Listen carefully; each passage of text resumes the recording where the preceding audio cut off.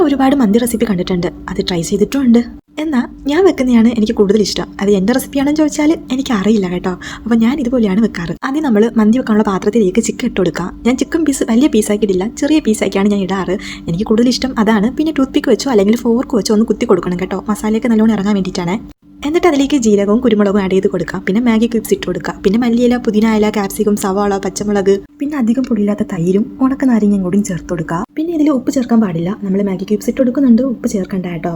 എല്ലാം കൂടി മിക്സാക്കി വെച്ചിട്ട് 1 മണിക്കൂർ റെസ്റ്റ് ചെയ്യാൻ വേണ്ടി മാറ്റി വെക്കാം. 1 മണിക്കൂർ വെച്ചില്ലെങ്കിലും ഒരു അരമണിക്കൂറെങ്കിലും വെക്കണം കേട്ടോ. പിന്നെ എനിക്ക് അധികം ടൈമും ഇല്ല, ക്ഷമയും ഇല്ലാത്തതുകൊണ്ട് ഞാൻ അരമണിക്കൂർ മാത്രമേ റെസ്റ്റ് ചെയ്യാൻ വെച്ചിട്ടുള്ളൂ. ഇതിൻ്റെ റൈസ് റെഡിയാക്കി എടുക്കാനായിട്ട് വെള്ളത്തിലേക്ക് പട്ട, ഗ്രാമ്പൂ, ഏലക്ക, ഉണക്കനാരങ്ങ, മാഗി ക്യൂബ് ഇട്ട് കൊടുത്തിട്ടുണ്ട്. പിന്നെ ഉപ്പ് ഞാൻ കുറച്ച് മാത്രമേ ചേർത്തിട്ടുള്ളൂ. ഇനി നമ്മൾ റെസ്റ്റ് ചെയ്യാൻ മാറ്റി വെച്ചിട്ടുള്ള മന്തി മസാല ഒന്ന് കുക്ക് ചെയ്തെടുക്കാം.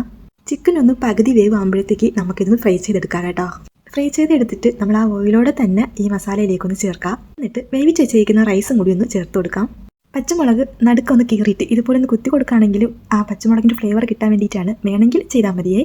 പിന്നെ മന്തി കളർഫുൾ ആക്കാൻ വേണ്ടിയിട്ടും വീഡിയോയ്ക്ക് ഭംഗി കിട്ടാൻ വേണ്ടിയിട്ടും ഞാൻ ഇതിൻ്റെ കളറൊന്നും ചേർത്തിട്ടില്ല. പിന്നെ ഇതിൻ്റെ ഹൈലൈറ്റ് എന്ന് പറയുമ്പം ഇതിൻ്റെ നല്ല സ്മോക്ക് സ്മെല്ലല്ലേ. അപ്പോൾ അതിനായിട്ടൊരു ചാർക്കോൾ ഇങ്ങനെ ഒന്ന് കത്തിച്ച് വെച്ച് കൊടുക്കുക. ചാർക്കോൾ ഇല്ലെങ്കിൽ കുഴപ്പമില്ല, നമ്മളെല്ലാവരുടെ വീട്ടിലും ചിരട്ട ഉണ്ടാവത്തില്ലേ, അതും ഒന്ന് കത്തിച്ചിട്ട് ഇതുപോലെ ഒന്ന് ചെയ്ത് കൊടുത്താൽ മതി കേട്ടോ. അപ്പോൾ പിന്നെ ഈ മന്തി റെസിപ്പി ട്രൈ ചെയ്ത് നോക്കിയിട്ട് ഒന്ന് കമൻറ്റ് ചെയ്തേക്കണേ.